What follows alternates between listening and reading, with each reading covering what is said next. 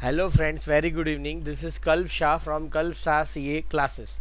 Today we are going to see Standards on Auditing 706, emphasis of matter paragraphs and other matter paragraphs in the Independent Auditors Report. Before that, I would like to introduce myself and my classes. My name is Kalp Shah and I run Kalp Shah CA classes. We conduct CA and CS all level courses, and we also running consultancy for corporates for all kind of government services and all kind of compliance services which are below: company formation, GST, income tax, FSSI, IEC code, digital signature, XBRL filing, IBABI valuation, import export, ROC compliance, that is MCA, Ministry of Corporate Affairs related, company law related compliance, trademark registration, copyright registration, patent registration, and every kind of intellectual property right, security and registration.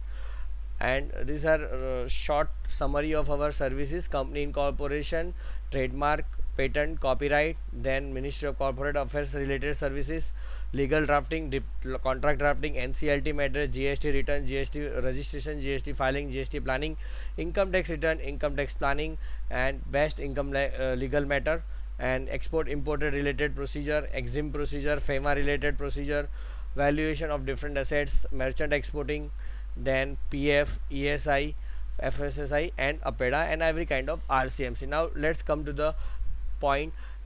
SA 706, emphasis of matter paragraph and other matter paragraphs in the independent auditors report. तो ये हमने आगे के lecture में देखा 701 में कि एक होता है की ऑडिट मैटर पैराग्राफ, जिसमें ऑडिटर अपने ऑडिट के दौरान जितनी सिग्निफिकेंट मैटर आती है उसमें से जो मोस्ट सिग्निफिकेंट मैटर होती है वो शेयर होल्डर्स को बताने के लिए उसको की ऑडिट मैटर पैराग्राफ में लिखता है.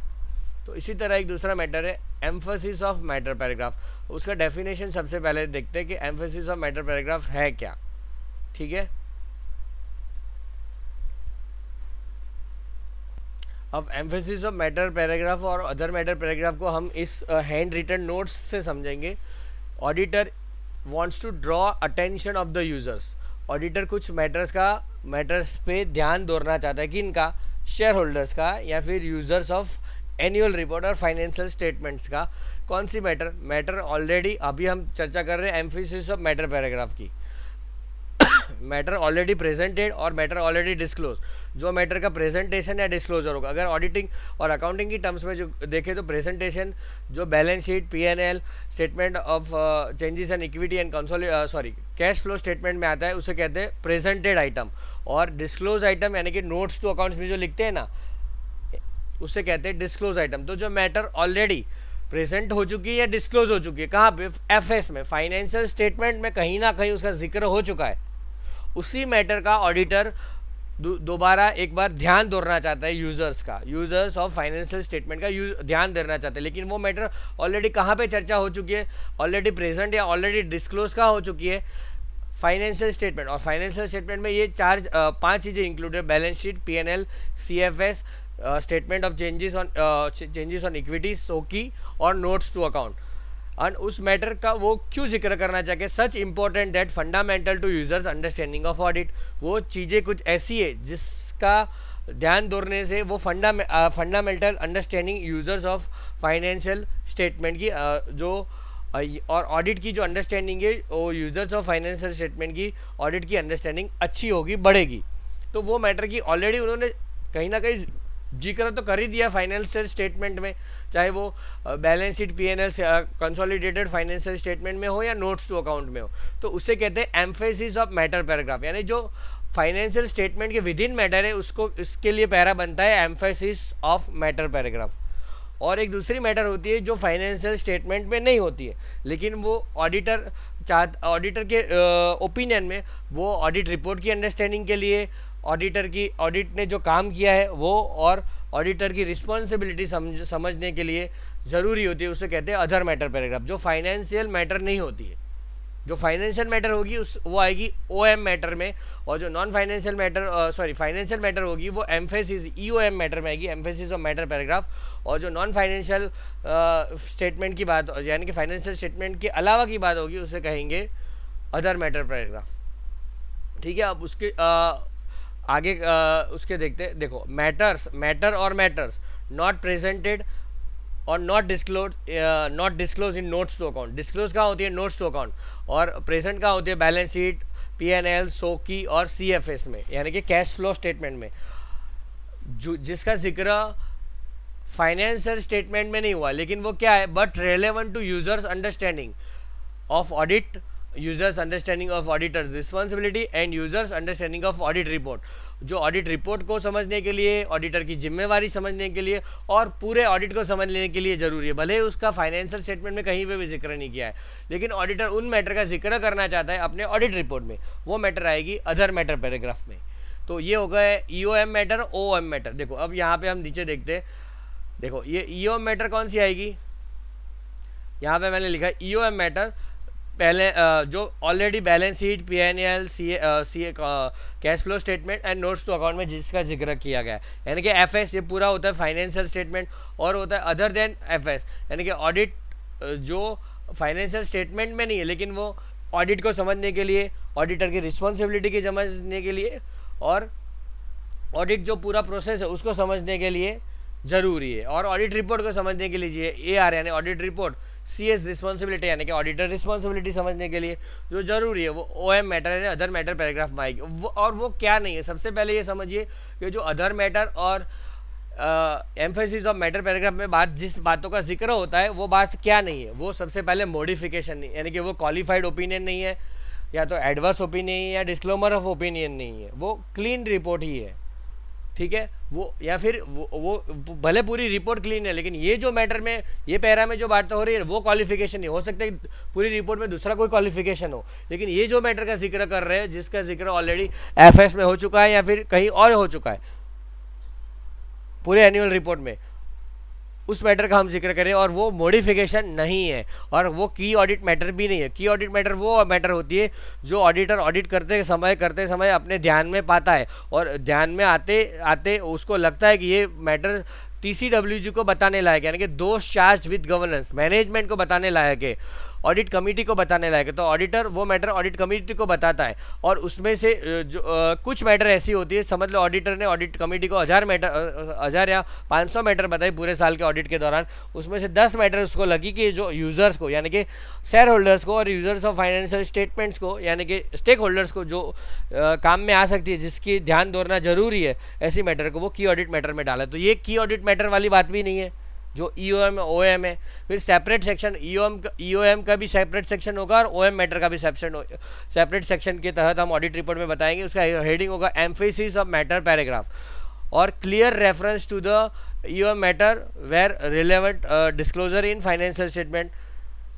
आपको नोट नंबर लिखना पड़ेगा। यहाँ पे क्या लिखा है कि आप जो एम्फेसिस ऑफ मैटर बता रहे हो, तो आपको नोट कौन सी नोट में है ये मैटर, यहाँ पे बैलेंस शीट में आपने इसका ऑलरेडी जिक्र कहाँ किया हुआ है, तो आपको उसका रेफरेंसिंग डाल के बताना पड़ेगा कि हम इस मैटर पे एम्फासाइज करना चाहते हैं, इस मैटर पे भार देना चाहते हैं। एम्फेसिस यानी भार देना, तो आपको नोट नंबर लिखना पड़ेगा। यहाँ पे मैंने लिखा है नोट नंबर लिखो। फिर क्या लिखा है, indicate opinion is not modified, और लास्ट में लिखना पड़ेगा कि हमारा इस मैटर के बारे में ओपिनियन मॉडिफाइड नहीं है।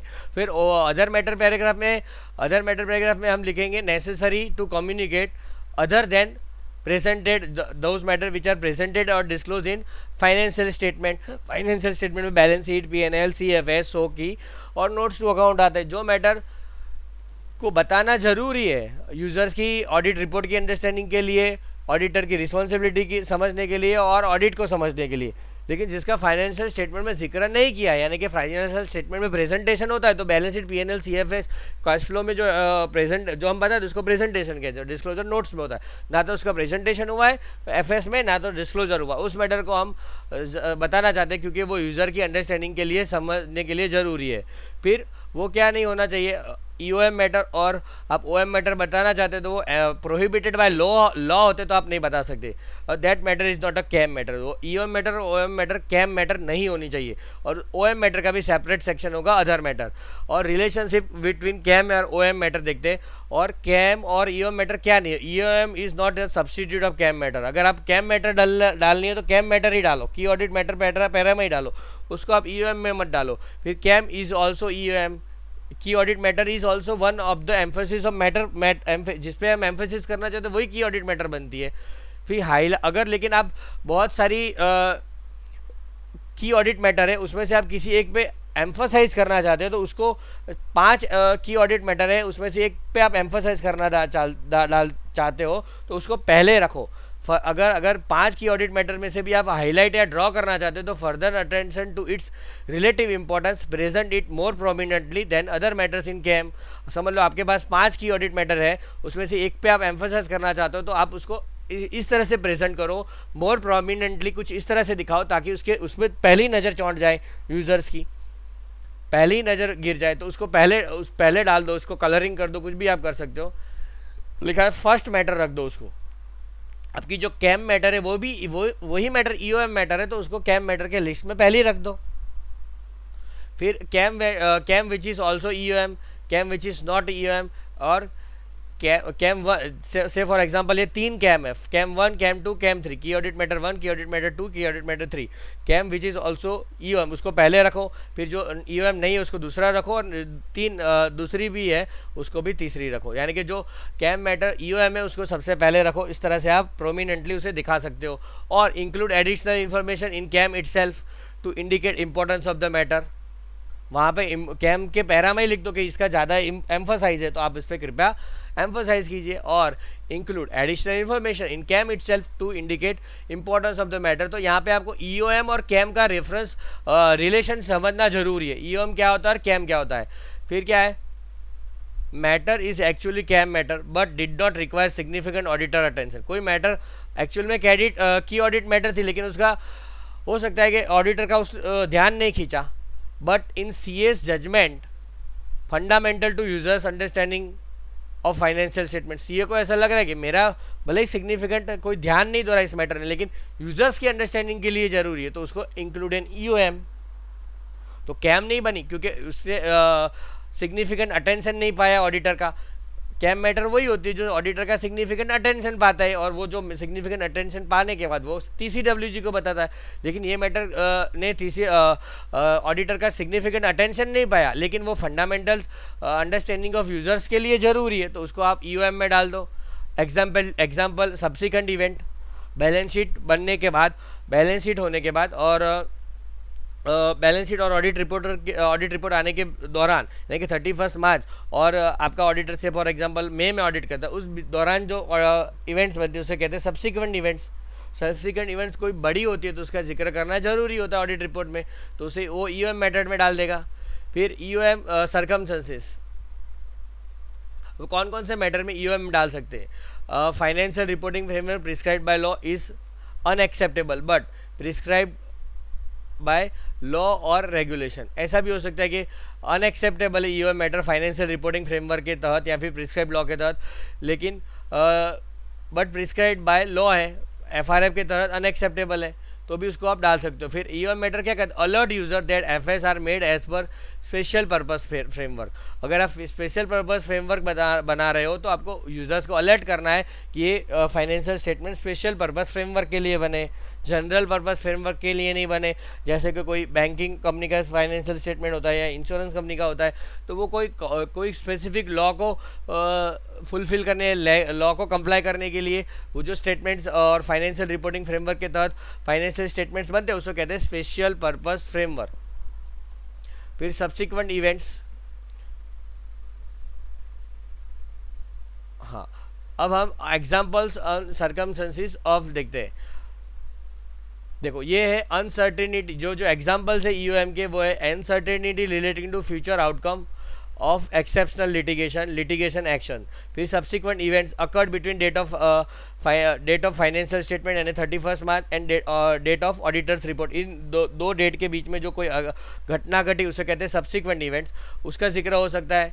फिर अर्ली एप्लीकेशन ऑफ एएस, इसको भी ईओएम मैटर में अंडरस्टैंडिंग जिक्र हो सकता है। जैसे फॉर एग्जांपल जो इंडिया में इंड एस 2016-17 में इम्प्लीमेंट हुए बड़ी कंपनियों के लिए, उसके भी क्राइटेरिया के हिसाब से 500 करोड़ से ऊपर या 250 करोड़ से ऊपर। लेकिन से फॉर एग्जांपल रिलायंस ने 13-14 से ही उसका इम्प्लीमेंटेशन कर दिया तो वो ईओएम मैटर में रिलायंस जिक्र करेगा कि अभी इंड एस यानी कि आईएफआरएस का इंडियन वर्जन अभी इंडिया में आया नहीं है लेकिन हमने अर्ली अडॉप्शन किया है और उसका ये फाइनेंशियल स्टेटमेंट में इफेक्ट है वो बताएगा।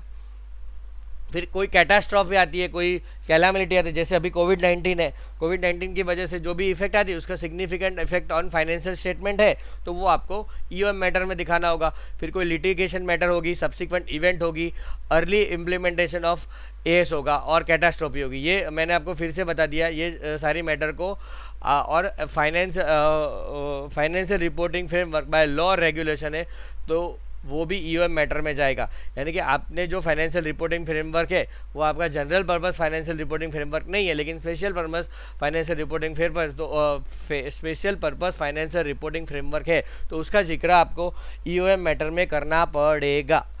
ठीक है, और स्पेशल पर्पस फ्रेमवर्क के अगर तहत आपने ये बनाया तो आपको ये करना पड़ेगा, आपको ईओएम में ये मैटर डालना पड़ेगा। तो इसका आप देखो, एल यानी लिटिगेशन, एस यानी subsequent event, early implementation of as यानी ए, और सी यानी कैटास्ट्रॉफी। ये चार इसके एग्जाम्पल है, ये चार कहीं पे भी दिख जाए ना तो आप ईओएम मैटर पैरा में डाल सकते हो।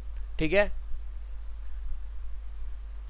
फिर क्या है OMP matter. OMP matters relating to significant risk, जो कैम मैटर भी हो सकती है।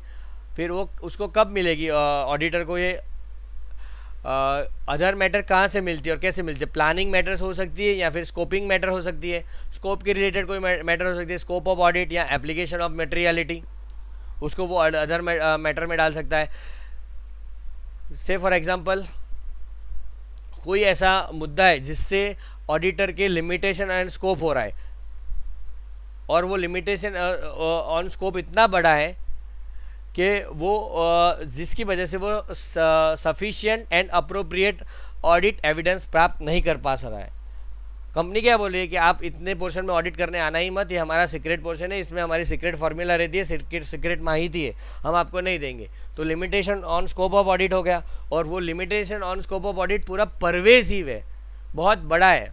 परवेसिव का भी मतलब होता है, परवेसिव का मतलब पूरे फाइनेंशियल स्टेटमेंट में फैला हुआ हो तो उसको परवेजिव कहते हैं। लेकिन अगर समझ लो परवेजिव पूरे फाइनेंशियल स्टेटमेंट में भले ही नहीं फैला हुआ, लेकिन कुछ एक ही मैटर में फैला हुआ, लेकिन वो पूरे फाइनेंशियल स्टेटमेंट की जो नेट वैल्यू है ना उसमें 80% या 75% हो जाता है, तो भी उसको परवेजिव कहते हैं। से फॉर एग्जांपल आपकी टोटल नेट एसेट है 5,000 करोड़, ठीक है, और समझ लो कि आपके डेटर्स में, असेट्स में, क्रेडिटर्स में, टेंजिबल असेट, इनटेंजिबल असेट, सभी जगह पे गलती है, तो उसको कहते हैं limitation on scope is pervasive.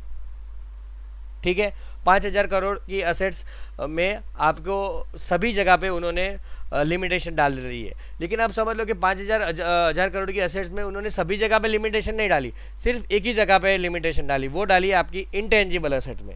और लेकिन वो इनटेंजिबल असेट 4,000 करोड़ की है, 5,000 टोटल आपकी नेट असेट है 5,000 करोड़ की, उसमें से 4,000 करोड़ की तो इनटेंजिबल असेट है, उसमें उन्होंने लिमिटेशन डाल दिया, तो भी उसको परवेसिव कहेंगे। भले ही सारी मैटर्स में नहीं है, क्रेडिटर्स में नहीं है, डेटर्स में नहीं है, टेंजिबल असेट्स में नहीं है, इन्वेस्टमेंट्स में नहीं है, सिर्फ कहाँ पे इनटेंजिबल असेट्स में। लेकिन इनटेंजिबल असेट का प्रोपोर्शन कितना है, अगर 5,000 में से 4,000 का प्रोपोर्शन निकालेगा तो 80% में तो लिमिटेशन डाल दिए, तो वो परवेसिव हो गया। ठीक है, तो उसे परवेसिव कहते हैं, अनेबल टू विड्रॉ। और इस वजह से वो अनेबल टू विड्रॉ, और लॉ के तहत या फिर रेगुलेशन के तहत वो ऑडिट को विड्रॉ भी नहीं कर सकता। तब वो क्या करेगा, एम्फेसिस अदर मैटर पैराग्राफ में डालेगा कि ये मैटर हमारे ये जो लिमिटेशन और स्कोप था वो परवेसिव था, और इस वजह से हम sufficient and appropriate audit evidence ले नहीं पाए, प्राप्त नहीं कर पाए, तो हम अदर मैटर पैराग्राफ में उसका जिक्र कर रहे हैं। फिर क्या आता है, relevant to understanding, further explanation दे रहा हूँ। अगर रिलेवेंट टू अंडरस्टैंडिंग होनी चाहिए अदर मैटर, जो अदर मैटर है वो आपकी तीन चीज़ के लिए तीन चीज़ का सरल भाषा में समझा जाए। किसको, ऑडिट को, फिर ऑडिटर रिस्पॉन्सिबिलिटी को, और ऑडिट रिपोर्ट को। अगर आपको ऑडिट रिपोर्ट को समझने में कोई चीज़ ज़्यादा हेल्पफुल हो रही है तो ऑडिटर उसको अदर मैटर में डाल सकता है, या ऑडिटर की रिस्पॉन्सिबिलिटी समझने कोई मैटर हेल्पफुल रही है तो ऑडिटर उसको अदर मैटर में डाल सकता है, या तो फिर ऑडिट रिपोर्ट को भी समझने में हेल्पफुल हो रही है तो वो अदर मैटर में डाल सकता है। ठीक है, तो further explanation of auditors responsibility, law, regulation. ठीक है, फिर not applicable on other reporting responsibility.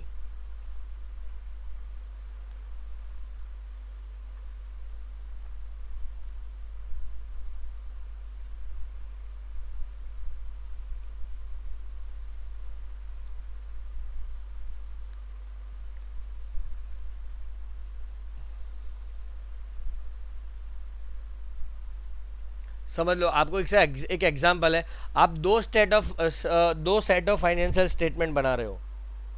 आप एक बना रहे हो एएस यानी कि accounting standard, existing accounting standards जो इंडिया में एप्लीकेबल है छोटी कंपनी के लिए अभी भी, और एक दूसरा आपका यूज़र्स है, आपकी होल्डिंग कंपनी है या फिर आपका कोई भी इन्वेस्टर्स बहुत सारे फॉरेन में, तो आप दूसरा one set of financial statement IFRS के तहत बना रहे हो या फिर यूएस गैप के तहत बना रहे हो, यूएस गैप के हिसाब से बना रहे हो, तो आपको इस मैटर का अदर मैटर पैराग्राफ में जिक्र करना होगा।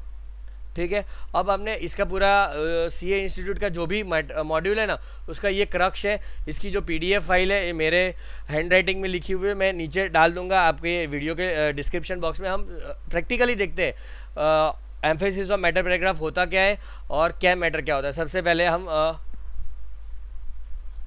देखिए, ये एम्फेसिस ऑफ मैटर पैराग्राफ का लाइव एग्जांपल है। एयरटेल की 18-19 की बैलेंस शीट है, ऑडिट रिपोर्ट है। देखिए, एयरटेल इंडिपेंडेंट ऑडिटर्स रिपोर्ट।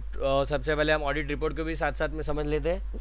सबसे पहले क्या होता है, टाइटल, इंडिपेंडेंट ऑडिटर्स रिपोर्ट है। Auditor is independent from the company, is a third party, independent, is not biased.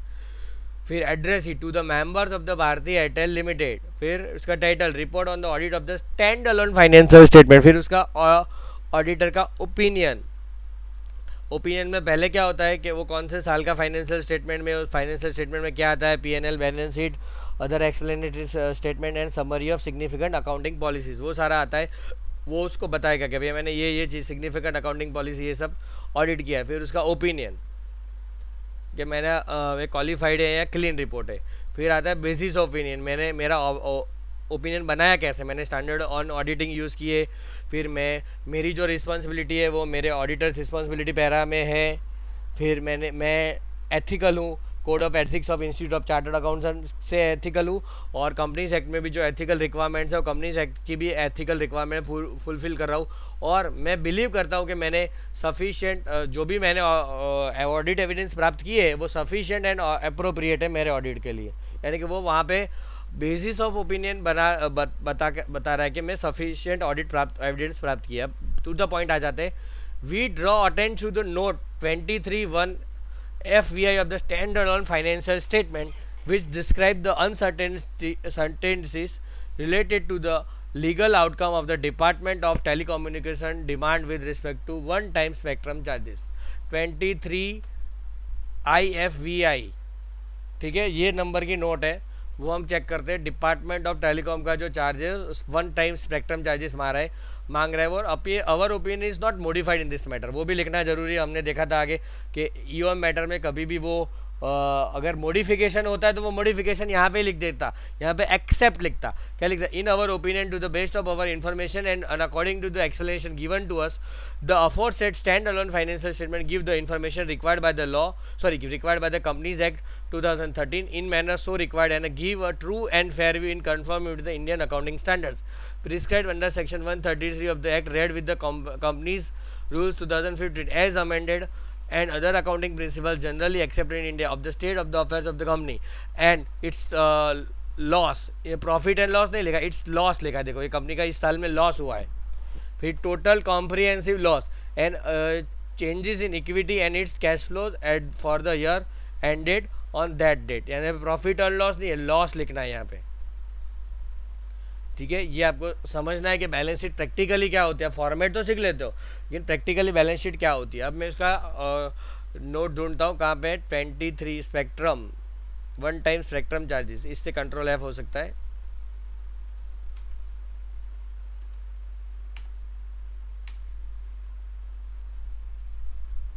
ये तो यहीं पे आ गया।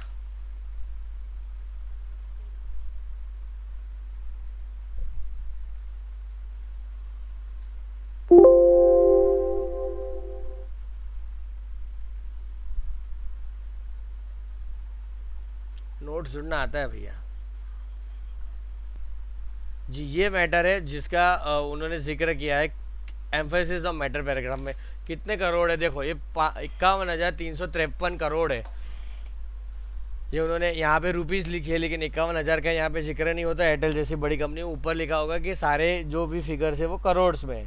ठीक है, On January 8, 2013, Department of Telecom issued a demand on the company for 51,353 crore towards the levy of one-time spectrum charge, which was further revised on June 27, 2018 to 79,403. The revised amount includes a retrospective charge of 8,940 for holding GSM spectrum beyond 6.2 MHz for period from July 1, 2008 to 2012, and a prospective charge of 70463 of GSM spectrum hold beyond 4.4 MHz for period 13 till expiry of the initial terms of the respective licenses.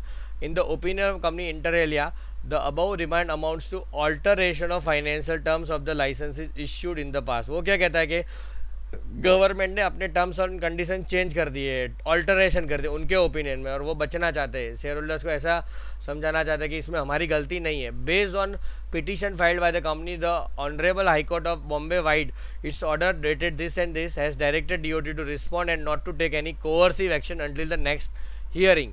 यानी कि high court ने बोला कोई भी coercive action अभी मत लो company पे. The department of telecom has filed it's reply in the and the matter is currently pending with Honorable Court of Bombay, Honorable High Court of Bombay. The company based on independent legal opinion still date has not given any effect to the above demand. अभी कोई भी उसका provisioning वगैरह किया नहीं है, ठीक है, कोई प्रोविजनिंग नहीं किया है. फिर आगे क्या लिखता है, Department of Telecom has issued notices to the company as well as other telecom service provider to stop provision of services under 3G intra-circle roaming arrangement in the service areas where such services had not been allocated 3G spectrum, and levied a financial penalty of 3,500 crore in the company on the company. The company contested the notices, in response to which TD SAT in 2014 held 3G ICR arrangement to be competent. ये उसके related नहीं है, लेकिन हम जो जिक्र कर रहे थे इतनी बड़ी अमाउंट जो जिस वजह से शायद एयरटेल का पूरा अस्तित्व खतरे में पड़ रहा है, उस मैटर का उन्होंने कहाँ पे जिक्र किया है, एम्फेसिस ऑफ मैटर पैराग्राफ में. तो आप बताइए, अब एम्फेसिस ऑफ मैटर पैराग्राफ का महत्व कितना है. ये करोड़ में नहीं है, मिलियंस इन रुपीज. मिलियन यानी 10 लाख होता है. All amounts are millions of rupees unless otherwise stated, ठीक है. तो फिर भी इतनी मिलियंस में एक जीरो कम कर दो तो भी कितने 79,000 करोड़ की जगह पे 7,000 करोड़ तो हुआ ना. तो इतनी बड़ी अमाउंट एयरटेल लाएगा कहाँ से. तो इस वजह से एयरटेल के पूरे अस्तित्व पे सब जगह पे लिखा है all amounts are millions of Indian rupee unless stated otherwise. All amounts are millions in Indian rupee unless otherwise stated. तो पूरे मिलियंस इन रुपीज़ की बात हो रही है, इंडिया ये मिलियन में बात हो रही है. तो ये बड़ी बात है कि एयरटेल के ये अस्तित्व कोई खतरा हो गया. ये इसका देखो आप, इंडिया इसका जिक्र न्यूज़पेपर में भी आप देख सकते हो. ये फरवरी 14, 2020 का न्यूज़पेपर है. अब तक supreme court rap department of telecom orders telecom to clear due immediately. उन्होंने ऑर्डर कर दिया है कि आप अपना ड्यूज क्लियर कर दो. Airtel responded to DOT order by offering to pay 10,000 crore by February 20 and the remaining by March 17. Airtel owes nearly 35,000 crore. Is it not matter of to be emphasized? इस मैटर पे क्या वार नहीं देना चाहिए ऑडिट रिपोर्ट में? जरूर से देना चाहिए, ठीक है. तो ये एम्फोसिस ऑफ मैटर पैराग्राफ. अब हम अदर मैटर पैराग्राफ देख लेते हैं एक आध सा कोई कंपनी का. टाटा मोटर्स में शायद अदर मैटर में क्या होता है कि हमने कोई ये ऑडिट में इसका ऑडिट नहीं किया या किया, इस प्रकार की बात होती है. We did not audit the financial statement of one joint operation included in the stand-alone financial statement, whose annual financial statement reflect total asset of 6,345 crores as at 31st March 2019. यानी कि हमने एक जॉइंट ऑपरेशन है, इसका audit नहीं किया, इसका audit किसी और ऑडिटर ने किया है. Total revenue 6,782 crore and net cash flows amounting to 75 crore for the year ended as considered on a proportionate basis in the stand-alone financial statement. These annual financial statements have been audited by other auditor whose report has been furnished to us by the management, and our opinion on the stand-alone financial statement to extend to the extent they have been derived from such annual financial statement is based solely on the report of other auditor। यानी कि हमने जितना भी उस joint operation का हिसाब हमारे audit stand alone financial statement में दिया, उसका सारा डिपेंडेंस हमारा उस दूसरे अदर ऑडिटर के रिपोर्ट पे डिपेंडेंट है, हमने कुछ भी ऑडिट नहीं किया है। Our opinion on the standalone financial statement is not modified in respect of the above matter with respect to our reliance on the work done and report of the other auditor। हम उस पर modification नहीं दे रहे, qualification या adverse या disclaimer नहीं दे रहे, हम हमारे दूसरे सीए भाई है उस पर रिलायंस कर रहे हैं। सीए पे रिलायंस तो करेगा ही। तो ये होता है अदर मैटर पैराग्राफ। एक और कंपनी का अदर मैटर दे रिलायंस का अदर मैटर है। रिलायंस क्या बोले, the accompanying stand alone financial statement and other financial information includes the companies proportionate share of in unincorporated joint operation. जैसे उसका जॉइंट वेंचर जैसे था, इसका अनइनकॉर्पोरेटेड जॉइंट ऑपरेशन है। In respect of total assets of 55 crore, total expense of 494 crore and the elements making up the cash flow statement and related disclosure in respect of an unincorporated joint operation which is based on statements from the operator and certified by MGT. Our opinion is not modified in the above matter. ये लिखना जरूरी है, EOM में भी लिखना जरूरी है और ओएम में भी लिखना जरूरी है। तो ये होता है ईओएम और ओएम मैटर पैरा। अब हम उसका सीए इंस्टीट्यूट के मटेरियल में से भी देख के कोशिश करते हैं, ठीक है। ऐसे 700 के नीचे एक मॉडल ऑडिट रिपोर्ट दिया है, उसमें ओपिनियन पैरा, फिर बेसिस ऑफ ओपिनियन पैरा, फिर की ऑडिट मैटर, फिर रिस्पॉन्सिबिलिटी ऑफ मैनेजमेंट, फिर ऑडिटर रिस्पॉन्सिबिलिटी, फिर उसके नीचे ये पूरा है ऑडिटर रिस्पॉन्सिबिलिटी बहुत डिटेल में। फिर अदर मैटर्स में क्या लिखा है, we did not audit the financial statement, financial information of subsidiaries and jointly control entities whose financial statement, financial information reflect total assets of this much amount and total revenue of this much amount and net cash flows amounting to this much for the year ended so and so as considered in the conso financial statement. The conso financial statements also include group's share of net profit of rupees so and so for the year ended so and so as considered in the consolidated financial statement in respect of associates whose financial information have not been audited by us. This financial information have been audited by other auditors whose reports have been furnished to us by the MGT, and our opinion on the consolidated financial statement in so far as it relates to the amounts and disclosures included in respect of those subsidiaries, jointly controlled entities and associated, and our report in terms of section 3 of subsection 3 and section 11 of 143 of Companies Act insofar as it relates to the aforesaid subsidiary jointly controlled entities is based solely on the reports on the other auditors। हम ये जो भी बता रहे हैं ना consolidated financial statement में जो जॉइंट वेंचर या फिर जो एसोसिएट का, वो सारे हमने उसका सारा माहिती अदर ऑडिटर के रिपोर्ट में से ली, उसमें हम अदर ऑडिटर पे विश्वास करते हैं और रिलाई करते हैं। फिर इसी तरह का एक है we did not audit so and so. तो इस तरह से आप मॉडल ऑडिट रिपोर्ट पढ़ते रहिएगा तो आपको समझ में आएगा ये क्या है, ठीक है। उसके अलावा मैंने भी जो ऑडिट रिपोर्ट दिखाए इन्फोसिस में भी देख लेते, इन्फोसिस में कोई ऑडिट मैटर वगैरह हो तो। ये एयरटेल का ऑडिट रिपोर्ट है जो हमने देखा। देखिए यहाँ से शुरू होता है ऑडिट रिपोर्ट। सबसे पहले पढ़ते क्या है और क्या नहीं है। इंडिपेंडेंट ऑडिटर्स रिपोर्ट, फिर ओपिनियन, अनक्वालिफाइड ओपिनियन दिया, सॉरी अनक्वालिफाइड यानी कि क्लीन ओपिनियन दिया है।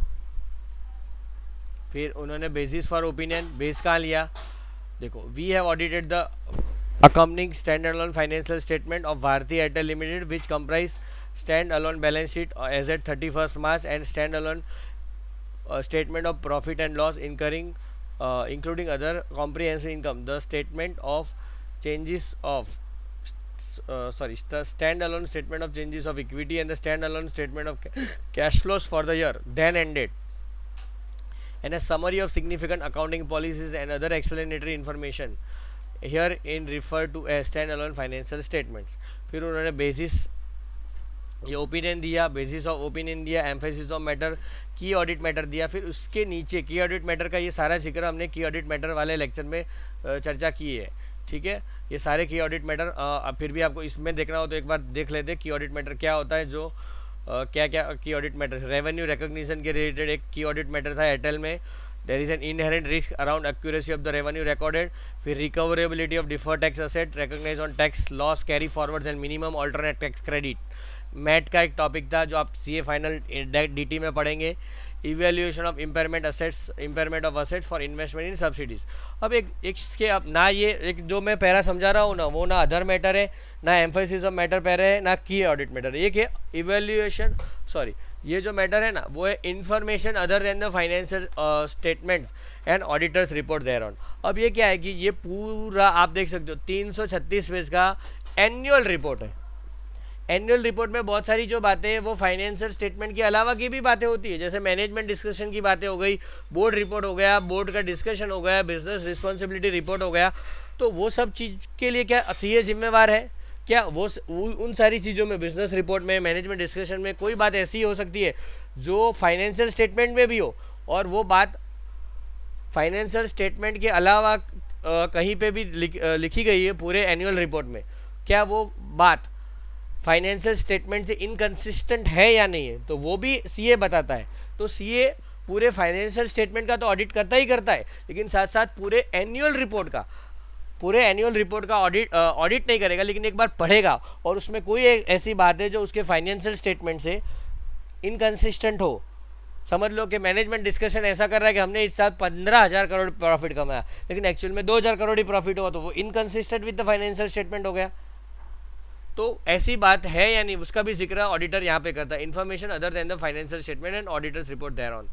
देखो, the companies board of director is responsible for the preparation of the other information. Other information बनाता कौन है? बोर्ड ऑफ डायरेक्टर्स, जो अपने शेयर होल्डर्स के साथ मीठी मीठी, प्यारी प्यारी, लंबी लंबी चर्चाएं करते हैं अपने बिजनेस के तहत। The other information comprises the information included in the management discussion and analysis, board's report including annexures to the board's report, business responsibility report, corporate governance and integrated report, but does not include the stand alone financial statement and our auditor's opinion thereon। यानी कि जो board ये सारी चीज़ें बनाता है, इसमें हम नहीं बनाते। हम क्या बनाते हैं? हमारा ऑडिट रिपोर्ट बनाते हैं और फाइनेंशियल स्टेटमेंट का हम ऑडिट करते हैं। हम फाइनेंशियल स्टेटमेंट भी नहीं बनाते। फाइनेंशियल स्टेटमेंट तो मैनेजमेंट ही बनाता है, लेकिन मैनेजमेंट इसके अलावा बोर्ड ऑफ डायरेक्टर्स ये सारी चीज़ें बताते हैं, जिसमें मीठी मीठी, प्यारी प्यारी बातें चर्चा करते हैं। Our opinion on the standalone financial statement does not cover the other information and we do not express any form of assurance conclusion thereon। जो भी मैनेजमेंट ने डिस्कशन किया है उसके लिए हम जिम्मेवार हैं, ना उसका हम ऑडिट कर रहे हैं, ना उसके लिए हम कोई अश्योरेंस दे रहे हैं। लेकिन हाँ, कोई इनकन्सिस्टेंट मैटर है तो हम बताएंगे, कोई इनकन्सिस्टेंट मैटर नहीं है ऐसा बता रहे। क्या लिख रहे? In connection with our audit of stand alone financial statement our responsibility to read to the other information and in doing so consider whether the, हमारी जिम्मेवारी क्या है? सारी इन्फॉर्मेशन, ये सारी चीज़ें पढ़ना, business responsibility report, corporate governance report, सिर्फ पढ़ना हमारी जिम्मेवारी है। And in doing so, consider whether the other information is materially inconsistent with the standalone financial statement of or our knowledge obtained during the course of our audit or otherwise appears to be materially misstated। यानी कि ये जो सारी information है वो क्या financial statement से inconsistent है, या फिर हमने जब ऑडिट किया वो ऑडिट करते करते क्या हमने कुछ ऐसा पाया जो मैनेजमेंट ने मैनेजमेंट डिस्कशन में उससे कुछ अलग बातें बोली। क्या इनकंसिस्टेंट बातें हैं हमारे ऑडिट के एक्सपीरियंस से और मैनेजमेंट के डिस्कशन से, या तो फिर कोई ऐसी चीज़ है जो मटेरियली मिसस्टेटेड है मैनेजमेंट डिस्कशन में, तो वो नहीं है, ऐसा बोलना चाहते हैं। हमने सिर्फ रीड किया है, उसका ऑडिट नहीं किया है। If based on the work we have perform we conclude that there is a material misstatement of other this information we are required to report of that fact। अगर कुछ ऐसा मटेरियल मिसस्टेटमेंट होता है जो management discussion में और FS में कुछ इनकन्सिस्टेंट पाया जाता है, तो हम उसका इसको हम क्या कहते हैं, इसके लिए हम रिपोर्ट करने के लिए जिम्मेवार है। लेकिन इस बार हमने ऐसा कुछ नहीं पाया है। We have nothing to report in this regard. हम ठीक है, तो इस बार ऐसा कुछ नहीं है। अब हम देखते हैं मैनेजमेंट डिस्कशन क्या होता है, एक बार देख लेते हैं। ठीक है, देखो इसे कहते हैं मैनेजमेंट डिस्कशन। एयरटेल का नहीं मिला लेकिन रिलायंस का मिला है। देखो मैनेजमेंट कितनी मीठी मीठी, प्यारी प्यारी, भविष्य के रिलेटेड, फ्यूचर ओरिएंटेड बातें करता है। Forward looking statement, overview, global, देखो इतनी सारी चर्चा की है मैनेजमेंट ने। उससे कोई मैटर फाइनेंशियल स्टेटमेंट से इनकन्सिस्टेंट नहीं होनी चाहिए, वो ऑडिटर बताता है अदर इन्फॉर्मेशन में। Highlights and key event, refining and weak light distillate cracks lead down margins. फिर क्या लिखा है? Reliance retail growth across all key consumption basket में, इंडिया स्ट्रेंथनिंग। फिर जियो का भी कुछ लिखा होगा।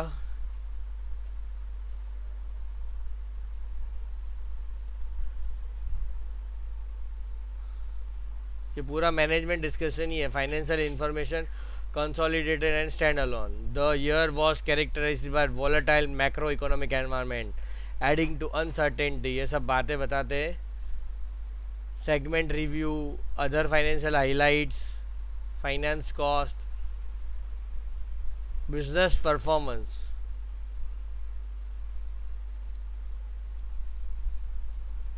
अब जियो की सब्सिडी अलग बन गई है तो शायद जियो का पूरा अलग ही बनाते हैं वो लोग report.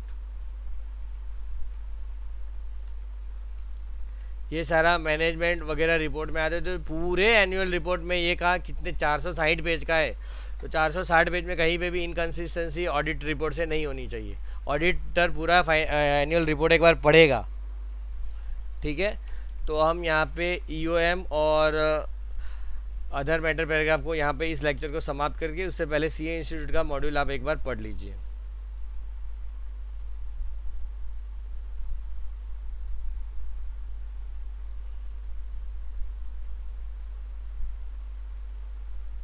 Calicut draws the standards necessary to draw users' attention to the matters of presented in or disclosed in FS that are of such importance that are fundamental to users' understanding.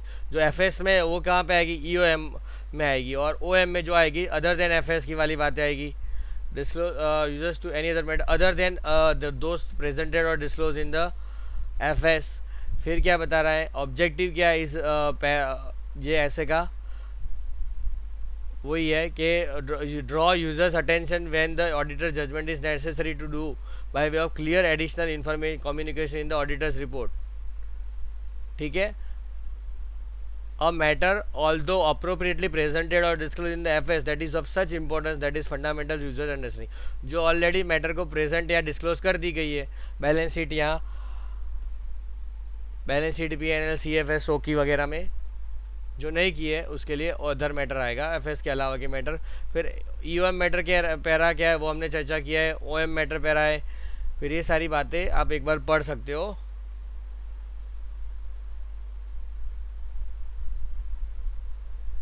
वो modification नहीं है, फिर वो की audit matter para नहीं है 701 के तहत।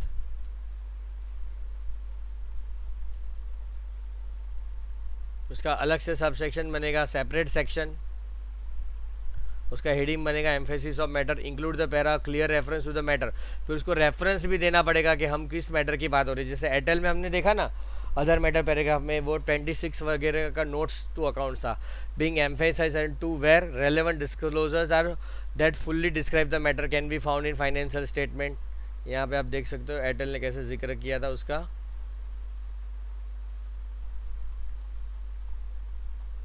आपको रेफरेंस में देना पड़ेगा कि एफएस में वो मैटर कहाँ पे है। तो उन्होंने बताया था नोट 23 IFVI, ठीक है। इस नोट में एम्फेसिस ऑफ मैटर को जिक्र किया था। हाँ, नोट 23 IF6 उस मैटर में उन्होंने चर्चा की थी। फिर indicate that the auditors opinion is not modified, उसके मैटर में हमारा ओपिनियन मॉडिफाइड नहीं है। अदर मैटर में भी ऐसा ही है, this is not prohibited by law, prohibited नहीं होना चाहिए। फिर उसका पूरा एक्सप्लेनेटरी इन्फॉर्मेशन दिया हुआ है जो हमने ऑलरेडी चर्चा कर दी है, ठीक है। तो अगर दोस्तों आपने हमारा चैनल को लाइक शेयर सब्सक्राइब नहीं किया तो कृपया लाइक शेयर सब्सक्राइब कीजिए और आप बढ़िया से बढ़िया आपकी करियर के रिलेटेड बेनिफिट पा सकते हो। मेरा नाम है कल्प शाह, मेरे क्लासेस का नाम है कल्प शाह CA क्लासेस। ये हमारा मोबाइल नंबर है 8000028250, जिस पे आप कॉल और व्हाट्सएप करके हेल्प ले सकते हो। Thank you, all the best.